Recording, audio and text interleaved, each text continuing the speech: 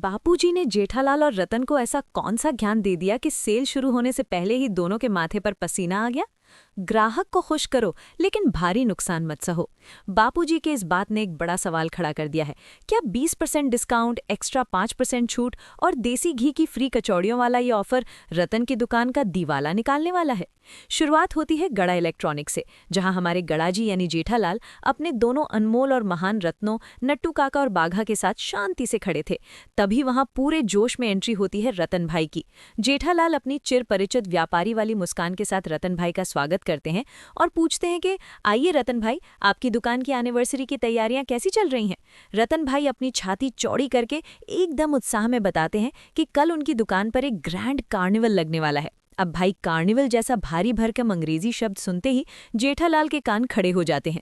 जेठालाल ठहरे अपने पक्के देसी व्यापारी, उन्हें ये अंग्रेजी के शब्द वैसे ही बाउंस कर जाते हैं जैसे सुंदरलाल को देखकर उनका मूड बाउंस कर जाता है। वो सीधा ताना मारते हैं कि मेला बोलने में आपके मुंह में क्या टैक्स लग रहा था जो कार्निवल बोल रहे हो। नट्टू काटा भी अपनी सफाई पेश करने में पीछे नहीं रहते। वो कहते हैं कि उस टाइम पे दिमाग में अचानक से मेले के बदले कार्निवल आ गया था।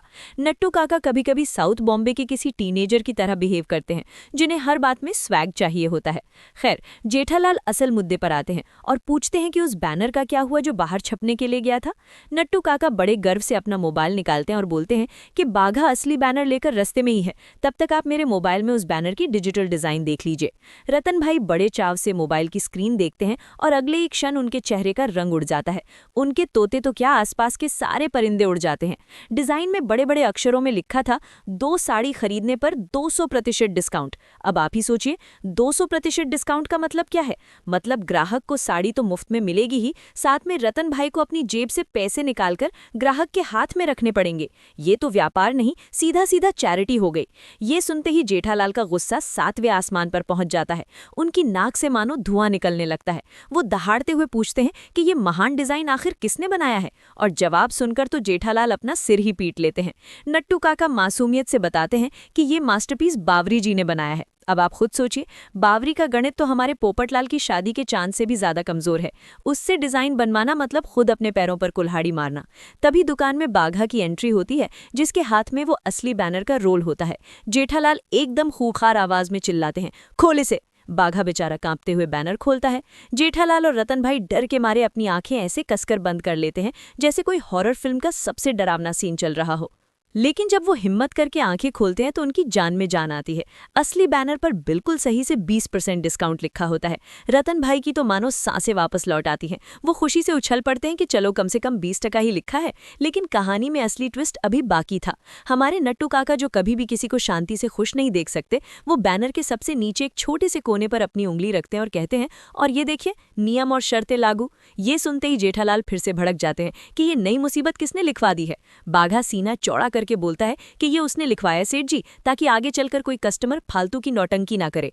रतन भाई ये सुनकर बहुत खुश होते हैं कि बाघा ने आज सच में अपने दिमाग का पूरा इस्तेमाल किया है।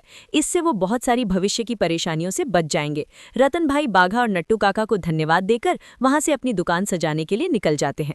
उधर दूसरी तरफ रतन भाई की पत्नी रूपा भाभी अपने घर के किचन में एक अलग ही मिशन पर लगी हुई हैं। वो किचन में ऐसे तैयार खड़ी हैं जैसे कोई मास्टर शेफ का फाइनल राउंड चल रहा हो। रूपा भाभी ने अपना फोन ट्राइपॉड पर सेट कर रखा है और वो अपने फॉलोअर्स के लिए एक शानदार इंस्टाग्राम रील बना रही हैं। आज की दुनिया में बिना रील के मार्केटिंग कहाँ होती है? रूपा भाभी पूरे उत्साह के साथ कैमरे में देखकर बोलती हैं कि जय श्री नाथ जी मेरे प्यारे फॉलोअर्स, आज मैं बनाने जा रही हूँ मावे की मीठी कचौड़ियाँ। और फिर शुरू होता है उनका कुकिंग मैजिक। वो मैदा गूंथती हैं, उसमें बाल्टी भर के एकदम शुद्ध देसी घी डालती हैं और फिर शाही अंदाज में ड्राई फ्रूट्स और केसर की बारिश करती हैं। फिर वो अपने हाथों से मस्त गोल गोल कचौड़ियां बनाती हैं और उन्हें खौलते हुए गरम तेल में फ्राई होने के लिए छोड़ देती हैं। कचौड़ियां तलकर एकदम सुनहरी और क्रिस्पी हो जाती हैं, जिन्हें देखकर स्क्रीन के इस पार भी किसी के मुंह में पानी का सैलाब आ जाए। इसके बाद रूपा भाभी उन कचौड़ियों को हरे रंग के बेहद खूबसूरत डिब्बों में पैक करती हैं, जिन पर रूपा रतन साड़ी सेंटर हैप्पी एनिवर्सरी का चमकदार स्टिकर लगा होता है। रील के आखिर में रूपा भाभी अपनी मार्केटिंग स्ट्रैटेजी का असली ब्रह्मास्त्र छोड़ती हैं कि मावा की मीठी कचौड़ी तैयार है, आप भी अपने घर पर बनाइए, लेकिन कल हमारी दुकान में आना मत भूलना, क्योंकि ये कचौड़ियां सबके लिए फ्री फ्री फ्री हैं। मतलब साफ था, साड़ियों के साथ साथ मुफ्त कचौड़ियों का लालच देकर पूरे शहर को दुकान में खींचने की पूरी खतरनाक तैयारी हो चुकी थी। अब जरा इस रील का असर देखिए। इधर गोकुलधाम सोसाइटी में हमारी माधवी भाभी के घर पर महिला मंडल की एक अहम और सीक्रेट बैठक चल रही थी। कोमल, रोशन, अंजलि, माधवी और बबीता जी सब एक साथ बैठकर रूपा भाभी की वही कचौड़ी वाली रील लूप पर देख रही थी। कोमल भाभी की आंखें कचौड़ियों पर ऐसी टिकी थी मानो वो फोन के अंदर से ही हाथ डालकर कचौड़ी निकाल लेंगी। वो खुश होकर बोलती हैं कि ओ गॉड, कचौड़ियां देखकर तो मेरे मुंह में पानी आ लिया, कल तो कचौड़ी खाने का बहुत मजा आएगा। लेकिन तभी शॉपिंग को लेकर पतियों की बुराई का एक इंटरनेशनल डिबेट शुरू हो जाता है। अंजलि भाभी अपना दुखड़ा रोते हुए कहती हैं कि तारक को तो साड़ियों के कलर ही समझ नहीं आते, उनके लिए मरून, मजेंटा और रानी पिंक सब बिल्कुल एक जैसे हैं। तारक मेहता को तो बस अपनी डाइट वाली लौकी के कलर समझ आते हैं। रोशन भाभी भी पीछे नहीं रहती, वो ताना मारती हैं कि उनके रोशन सिंह सोढ़ी को दुनिया जहान की गाड़ियों के स्पेयर पार्ट्स की समझ है, लेकिन साड़ियों के नाम पर उनका इंजन पूरी तरह से फेल हो जाता है। कोमल भाभी एकदम सटीक बात बोलती है कि अगर हम अपने पतियों को शॉपिंग पर लेकर गए तो वो हर 5 मिनट में अलार्म क्लॉक की तरह हमारे कान में बजेंगे कि हो गई शॉपिंग, अरे और कितनी देर लगेगी। वो हमें शांति से एक साड़ी का पल्लू भी नहीं देखने देंगे। इस पूरी गंभीर चर्चा के बाद हमारी सेक्रेटरी की पत्नी माधवी भाभी अपना आखिरी फैसला सुनाती है। वो कहती हैं कि तू फिर तय रहा, कल सिर्फ महिला मंडल ही साड़ी खरीदने जाएगा, सोसाइटी का कोई भी पति उनके साथ कदम नहीं रखेगा। सब इस मास्टर प्लान पर एकदम राजी हो जाती है। पतियों की नो एंट्री का ऑफिशियल बोर्ड लग चुका था। उधर रतन भाई जब थक हार कर अपने घर पहुंचते हैं तो हॉल का नजारा देखकर उनके होश उड़ जाते हैं। टेबल पर कचौड़ियों के डिब्बों का एक पूरा का पूरा पहाड़ खड़ा होता है। पूरे घर में शुद्ध देसी घी की ऐसी महक आ रही होती है कि किसी का भी पेट भूख से शंख बजाने लगे। रतन भाई खुश होकर रूपा भाभी की तारीफों के पुल बांधते हैं कि वाह रूपा, क्या कचौड़ियां बनाई हैं, तूने तो कमाल कर दिया। इसके बाद पूरा रतन परिवार एक साथ भगवान श्रीनाथ जी की तस्वीर के सामने हाथ जोड़कर प्रार्थना करता है। रतन भाई पूरे भक्तिभाव से बोलते हैं, श्रीनाथ जी बाबा की जय। प्रार्थना के बाद रतन भाई जोश जोश में कचौड़ियों के भारी डिब्बे उठाने की कोशिश करते हैं, लेकिन डिब्बे इतने भारी होते हैं कि उनकी कमर ही जवाब दे जाती है। वो राहत की सांस लेते हुए कहते हैं कि अच्छा हुआ मैंने पहले ही सोढ़ी भाई को बोल दिया था, कल सुबह सोढ़ी भाई अपनी जीप में ये सारे डिब्बे दुकान तक छोड़ देंगे। सोढ़ी की जीप तो वैसे भी गोकुलधाम का एकमात्र ऑफिशियल ट्रांसपोर्टर है। अब जरा चलते हैं गोकुलधाम के एकमेव सेक्रेटरी आत्माराम तुकाराम भिड़े के घर। माधवी भाभी और सोनू पलंग पर बैठकर शांति से कपड़े घड़ी कर रही होती हैं। तभी भिड़े जी अपनी छाती चौड़ी करते हुए आते हैं और एक बड़ी घोषणा करते हैं कि माधवी, कल मैं अपनी ट्यूशन जल्दी खत्म कर लूंगा। माधवी भाभी हैरान होकर पूछती हैं कि भाई क्यों, कल ऐसा क्या है? तो भिड़े जी बड़े शान से कहते हैं कि अरे कल हमें रतन भाई की दुकान पर साड़ी खरीदने जाना है ना। अब माधवी भाभी को तो भिड़े की कंजूसी का पूरा इतिहास मुज़बानी याद है। वो भिड़े को ऐसा भयंकर रोस्ट करती हैं कि सुनने वाले को भी मजा आ जाए। माधवी भाभी ताना मारते हुए कहती हैं कि आपका क्या काम वहां, आपको साड़ियों की क्या समझ है? भिड़े जी अपना बचाव करते हुए कहते हैं कि मैं तुम्हारी चॉइस में मदद करूंगा ना। माधवी भाभी मुंह बनाते हुए सीधा भिड़े के पुराने जख्मों पर नमक छिड़कती हैं। रहने दीजिए, आपकी चॉइस मुझे बहुत अच्छे से पता है। पिछली बार जब मैं कांजीवरम साड़ी लेने गई थी तो आपने दुकानदार को महंगाई पर इतना बड़ा लंबा चौड़ा लेक्चर दिया था कि उस बेचारे ने परेशान होकर अपनी दुकान की सबसे सस्ती साड़ी हमें थमा दी थी ताकि हम जल्दी से वहां से निकले। सोनू भी अपनी मां का पूरा साथ देती है और हंसते हुए कहती है कि हाँ बाबा, आई बिल्कुल सही कह रही हैं।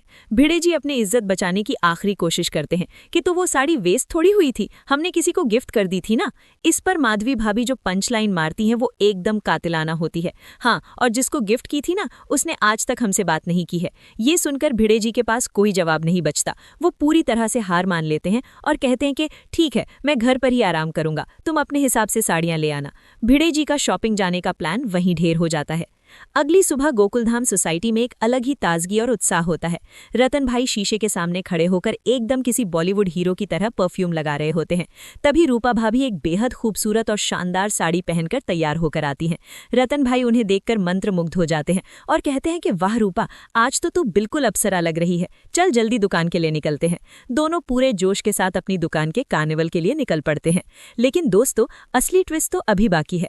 अगले एपिसोड के प्रोमो में दिखाया जाता है कि हमारे परम पूजनीय बापूजी जेठालाल और रतन भाई के साथ खड़े होकर उन्हें व्यापार का एक बहुत बड़ा और गहरा ज्ञान दे रहे हैं।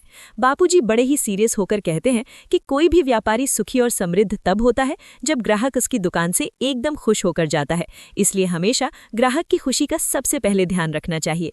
जेठालाल हमेशा की तरह बापूजी की हाँ में हाँ मिलाते हुए मुस्कुराकर कहते हैं कि हाँ बापूजी, उच्च विचार, एकदम उच्च विचार। लेकिन तभी बापूजी एक ऐसा कड़वा सच बोलते हैं जो दोनों के पैरों तले जमीन खिसका देता है।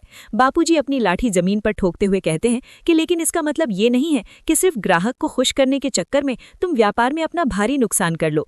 ये सुनते ही जेठालाल और रतन भाई के चेहरे की हवाइयां उड़ जाती हैं।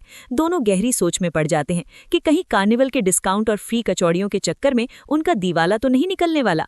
क्या रतन भाई का ये भारी भरकम ऑफर उनकी दुकान के लिए वरदान साबित होगा या फिर कोई बहुत बड़ा श्राप? ये तो आने वाले एपिसोड में ही पता चलेगा।